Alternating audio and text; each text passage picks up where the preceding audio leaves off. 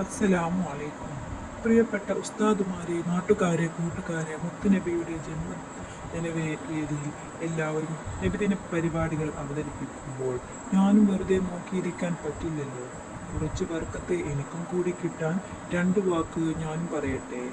സുഹൃത്തുക്കളെ, മുത്തുനബിയുടെ മേൽ സ്വലാത്ത് ചൊല്ലൽ നല്ല പുണ്യമുള്ള കാര്യമാണ്.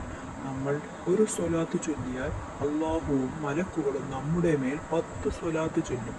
മലക്കുകൾ നമുക്ക് വേണ്ടി പൊറുക്കലിനെ ചോദിക്കും. അള്ളാഹു നമുക്ക് കാരുണ്യങ്ങൾ നൽകും. അതുകൊണ്ട് നമ്മൾ എപ്പോഴും നബിയുടെ മേൽ സ്വലാത്തു ചൊല്ലണം. ഇത്രയും പറഞ്ഞ് ഞാൻ എൻ്റെ കൊച്ചു പ്രഭാഷണം ഇവിടെ നിർത്തുന്നു. അസ്സലാമു അലൈക്കും.